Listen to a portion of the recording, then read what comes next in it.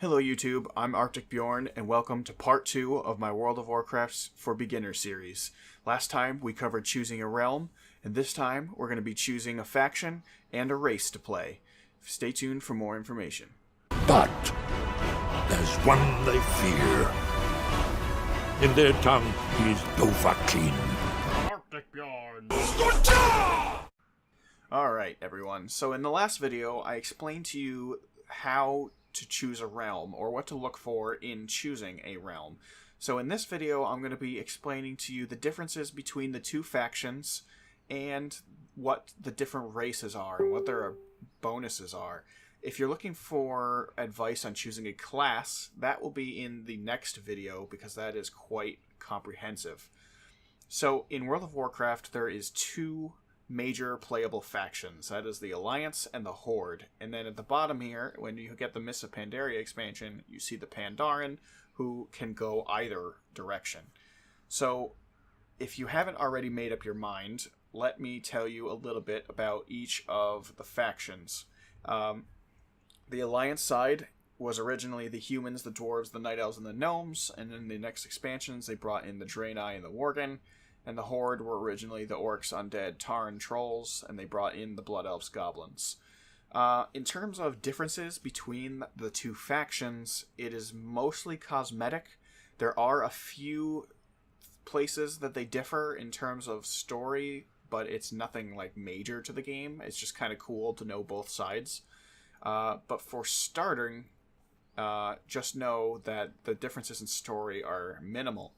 So why would you choose one side over the other? Well, if you are into like a kind of a noble storyline and nice, beautiful cities that are laid out in a sensible fashion, then Alliance is probably the side for you. Alliance has Stormwind and Ironforge and Darnassus, which are all these really beautiful cities that are well arranged, and Alliance encampments are always very nice to look at, these nice typical castle walls and that kind of stuff.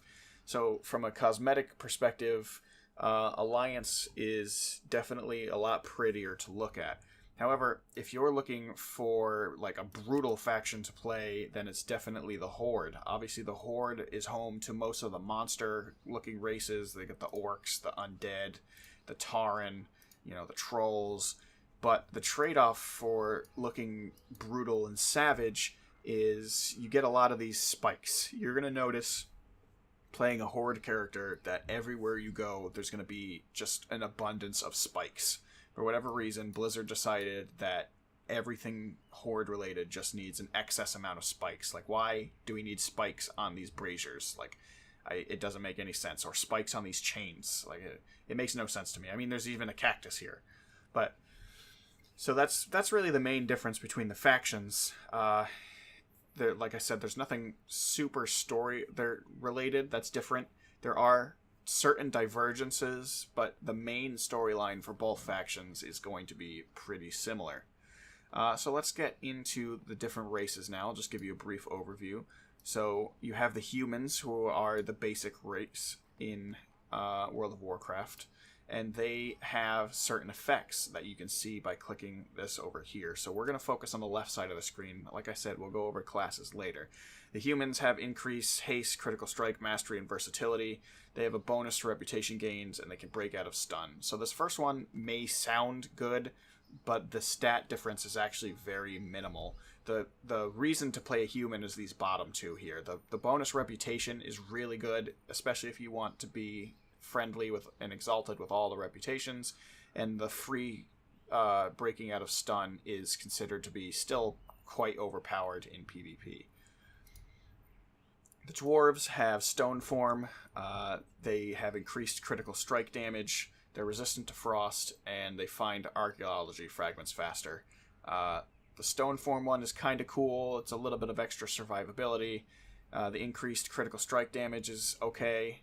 The resistance to frost damage doesn't matter really at all, and archaeology, again, doesn't really matter at all. Overall, dwarves are pretty good. The increased critical strike damage is good for certain classes, and they're really cool to look at. Dwarves are probably my favorite Alliance faction.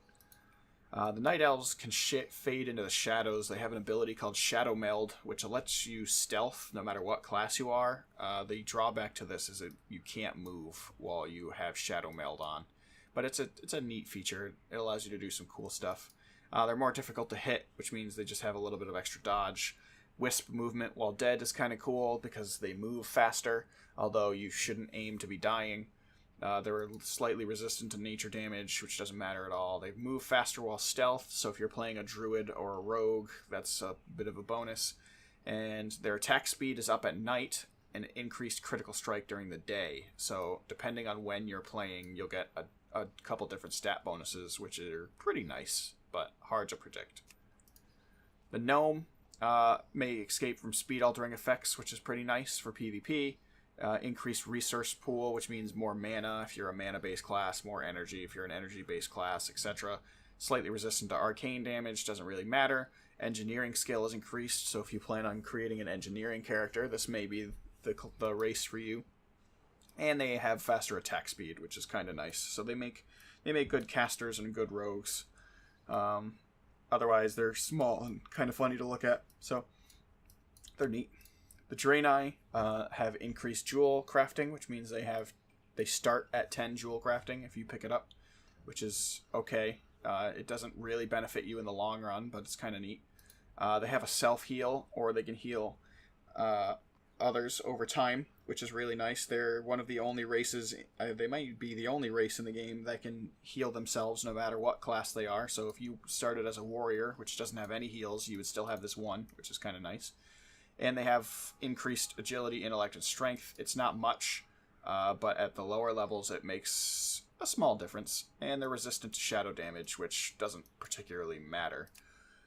And finally, you have the Worgen. They can periodically move quickly, so they have an ability that lets them move faster on, I believe, a 30-second cooldown. They have increased critical hit chance, which is kind of nice. They're resistant to nature and shadow damage, which doesn't really matter to you at all. And the skinning skill and speed are increased, which is really nice. So if you're planning on doing a skinning character, and I'll go over professions in a different video, but if you want to become a skinner and a leather worker, then these guys are really good, because they're really good at skinning. So that's it for the Alliance races, and I'll go over Pandaren last. So for the Horde, you have the Orcs. They are the main faction of the Horde.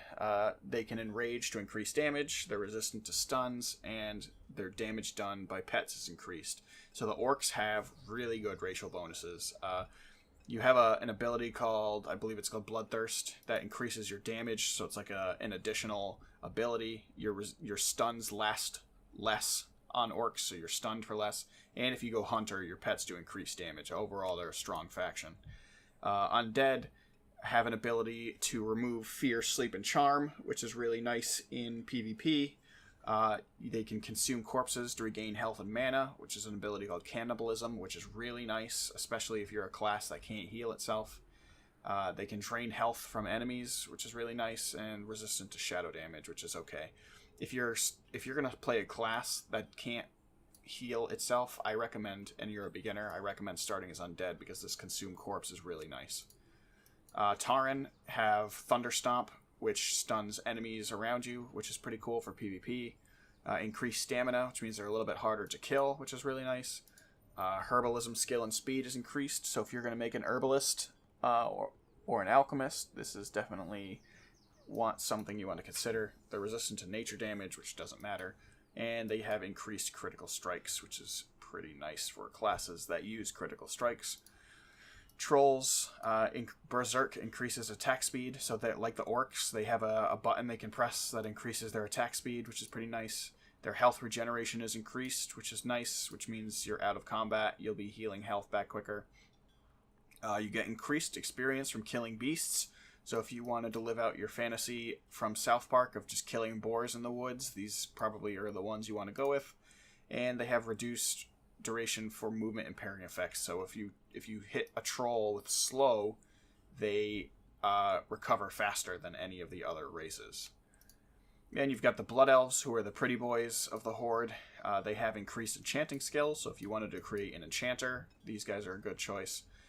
They can restore resources such as energy or mana. They have an ability called Siphon, which will restore your resource. So if you're a mana-based class, it'll give you some mana back. If you're an energy-based class, it'll give you some energy back.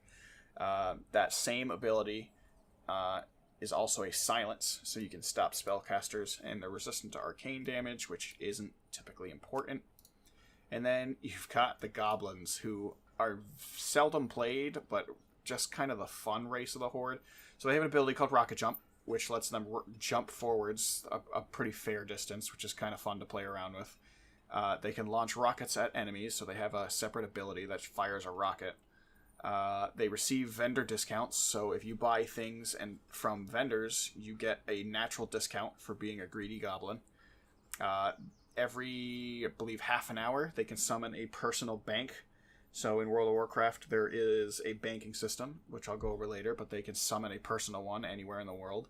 They have increased haste, which is okay, and their alchemy skill and potion healing is increased. So not only are they good alchemists, but if they drink potions, that effect is increased. So these guys are really fun to play, but they're kind of ugly, to be honest. And finally, we have the neutral faction, which is the Pandaren. They go through about a 15-level quest line and then choose whether they want to join the Horde or the Alliance.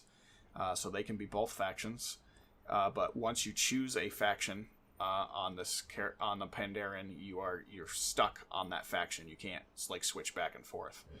So the Pandaren can join Horde or Alliance. They can put enemies to sleep. So they have an ability called Sleep Strike or something like that, where you can just put an enemy to sleep, which is essentially a stun. Inner Peace means twice as much rested experience. So in World of Warcraft, if you log out of the game for, say, a full day, you'll get rested experience on your character, which means when you log back in, you'll level twice as fast. So Pandaren get twice as much rested experience, which is nice. They get increased benefits from eating food. So in the raiding scene and dungeons, there's food that will give you better stats. Pandaren double the stats from eating food like that, and I'll go over that in my more advanced guides later. Their cooking skill is increased, so if you really want to be a top shelf cook, I guess you could go Pandaren. And they take less falling damage because they're fat. So if you, I guess, plan on jumping off cliffs, then maybe Pandaren is the race for you. But overall, I hope this was helpful in kind of giving you a quick overall guide of the certain classes. Now, while the stats are important, they are minimal when it comes to end game content. The difference between the best races and the worst races is negligible, unless you plan on becoming like a really high end raider. But we'll go over rating later. So hopefully this video was helpful in explaining the different races to you. And in my next video, I will be going over the classes. So I hope this was helpful. If you are looking forward to more, feel free to hit the subscribe button and leave a comment about what your favorite class is and why it's your favorite class and what your favorite ability is. I know mine is probably the Orc or the Undead. The Orc for raiding and the Undead for leveling. And on the Alliance side, it's definitely the Dwarf. But I'll see you guys later, and I hope this video was helpful.